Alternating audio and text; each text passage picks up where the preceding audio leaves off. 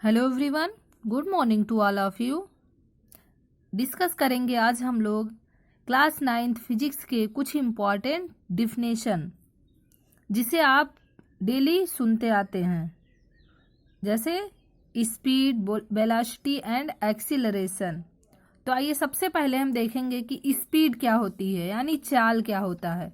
तो देखिए, जब भी चाल की बात आए तो आपके माइंड में आ जाना चाहिए कि जब हमें पता चले कि वस्तु जो है कितनी तेज या धीमी चल रही है। जब भी तेज या धीमी का सेंस आएगा तो वहां पे क्या होगा, चाल होगा। तो इसे अगर डिफिनेशन के रूप में लिखना हो तो हम कैसे लिखेंगे, किसी वस्तु द्वारा एकांक समय में चली गई दूरी को वस्तु की चाल कहते हैं। ठीक है, किसी वस्तु द्वारा एकांक समय में चली गई दूरी को वस्तु की चाल कहते हैं। अब जो चाल होता है इसमें आपका दिशा नहीं होता है, केवल और केवल इसमें क्या होता है, मैग्नीट्यूड होता है। इसीलिए चाल आपकी कैसी राशि है, अदिश राशि है, और इसका मात्रक क्या होगा, मीटर पर सेकंड होगा। ठीक है, तो इसका फॉर्मूला जब हम निकालेंगे, चाल बराबर चली गई दूरी बटे लिया गया समय। देखिए, कहीं पे आपका यहाँ पे एस से भी डिनोट किया रहेगा, तो उससे आप बिल्कुल कंफ्यूज नहीं होंगे, क्योंकि यहाँ पे हमने जो दूरी को दिखाया है उससे किससे दिखाया है, डी से दिखाया गया है। तो v बराबर डी अपान टी हो जाएगा। अब ऐसे आपका औसत चाल क्या होता है, तो देखिए, औसत चाल जब भी हमें निकालना होगा तो उस समय हम क्या करेंगे, वस्तु द्वारा चली गई कुल दूरी, मतलब वस्तु जो है टोटल जो दूरी तय कर रहा है, उतना दूरी तय करने में उसे जो कुल समय लगता है उससे अगर हम डिवाइड कर दें तो औसत चाल निकल के आपका आ जाएगा। तो इसे क्या बोलेंगे, चली गई कुल दूरी को, इस दूरी को मतलब जो दूरी चली गई है तय करने में लगे हुए कुल समय द्वारा भाग देने से प्राप्त भागफल वस्तु की औसत दूरी होती है। अब आपको आपके माइंड में बस इतना ही सेट होना चाहिए कि वस्तु द्वारा जो चली गई कुल दूरी है और उस दूरी को तय करने में जो समय लिया जा रहा है, अगर उससे हम डिवाइड कर दें तो हमारा क्या निकल के आ जाएगा, औसत चाल, यानी एवरेज स्पीड आपका फाइंड हो जाएगा। अब देखिए, अब क्या होता है, वेग यानी वेलोसिटी। जैसे आपका चाल होता था, वेग भी उसी तरीके से है, लेकिन बस थोड़ा सा डिफरेंस होता है दोनों में, कि जो वेग होता है इसमें आपका क्या होता है, डायरेक्शन होता है, मतलब एक निश्चित दिशा में। जब वस्तु एक निश्चित दिशा में कोई दूरी तय करती है तब वो क्या कहलाएगा, वस्तु का वेग कहलाएगा। तो इसे कैसे बोलेंगे, किसी वस्तु के एकांक समय में विस्थापन को वेग कहते हैं, अथवा विस्थापन की समय दर को वेग कहते हैं। ठीक है, मतलब जब एक निश्चित दिशा में वस्तु दूरी तय कर रही है तो वही जो दूरी होगा वही आपका क्या होगा, विस्थापन होगा। तो वही कहा जाएगा कि जब एक निश्चित दिशा में वस्तु के वेग में वस्तु में विस्थापन हो तो वो आपका क्या कहलाएगा, वेग कहलाएगा। अब वेग में देखिए दिशा भी है और मैग्नीट्यूड भी है, दोनों भी है, तो ये आपकी कैसी राशि हो जाएगी, सदिश राशि।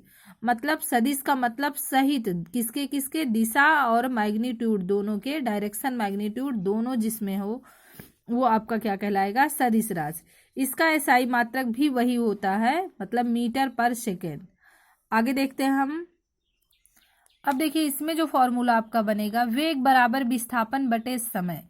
इसलिए मैंने वहां पे चाल जब लिया था वहां पे डी ले लिया था। ठीक है, तो विस्थापन को, क्योंकि यहाँ पे विस्थापन को हमने किससे डिनोट किया है, एस से, तो वेग बराबर क्या हो जाएगा, एस अपान टी।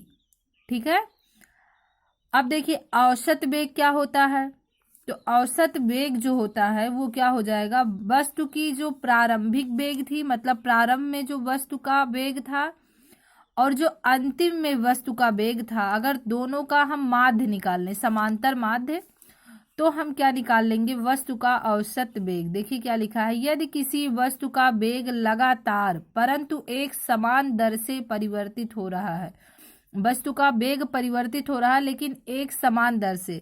जैसे आपने गति के बारे में पढ़ा था कि एक समान गति होती है, असमान गति है होता है, वैसे आपका वेग भी होता है, एक समान वेग, असमान वेग। ठीक है, तो वही कह रहा है कि जब वस्तु का वेग लगातार परंतु एक समान दर से परिवर्तित हो रहा हो तो औसत वेग को दिए हुए समय अवधि के लिए, मतलब जो निश्चित समय दिया गया है उसके लिए प्रारंभिक वेग और अंतिम वेग का जो समांतर माध्य होता है वही आपका औसत वेग होता है। तो आपको अपने माइंड में हमेशा केवल फॉर्मूले रखने होंगे कि क्या होता है। अगर ये चीज आपको पता है तो आप इसका डिफिनेशन लिख सकते हैं। तो औसत वेग बराबर क्या हो जाएगा, v बराबर u प्लस वी अपान 2। अब जो आप पढ़ेंगे एक्सीलरेशन, यानी आपका क्या, त्वरण।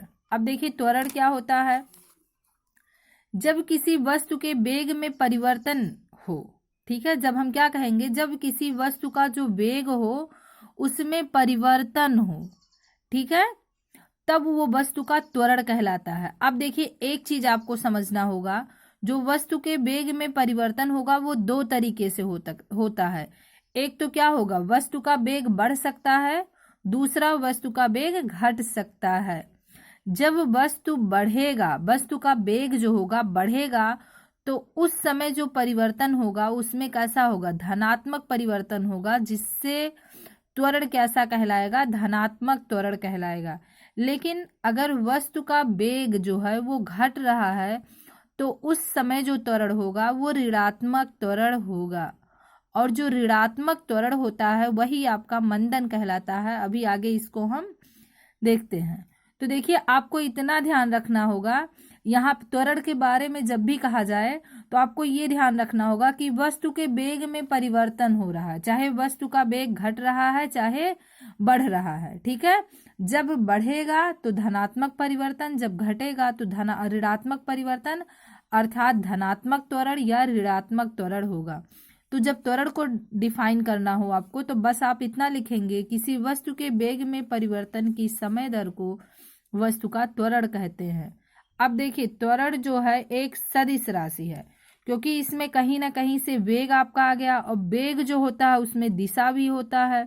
तो त्वरण भी में भी आपका क्या होगा, दिशा भी होगा और मैग्नीट्यूड भी होगा, मतलब परिमाण और दिशा दोनों होंगे। तब ये आपकी कैसी राशि है, सदिश राशि है। अब इसका मात्रक कैसे निकालेंगे, इसका मात्रक जो होगा मीटर पर सेकेंड होगा। कैसे, त्वरण बराबर वेग में परिवर्तन बटे लिया गया समय। वेग में परिवर्तन हम कैसे निकालते हैं, अंतिम वेग माइनस प्रारंभिक वेग अपान टी। अब ये जो वेग होता है इसका मात्रक क्या होता है, मीटर पर सेकेंड, और समय का मात्रक तो सेकेंड होगा ही। अब ऊपर मीटर और ये वाला टाइम इस वाले टाइम में मल्टीप्लाई हो जाएगा, तो मीटर पर सेकेंड स्क्वायर आ गया। अब देखिए ये तो आपका फॉर्मूला हो गया, जहाँ क्या ए क्या रिप्रेजेंट कर रहा है, वस्तु का त्वरण, v जो है वस्तु का अंतिम वेग, u जो है वस्तु का प्रारंभिक वेग, और t जो है वो समय को रिप्रेजेंट कर रहा। अब देखिए अब त्वरण जो होता है वो एक समान त्वरण भी हो सकता है, असमान त्वरण भी हो सकता है। तो आइए इसको सबसे पहले देखेंगे, उसके बाद हम मंदन के बारे में डिस्कस करेंगे। देखिए एक समान त्वरण क्या होता है,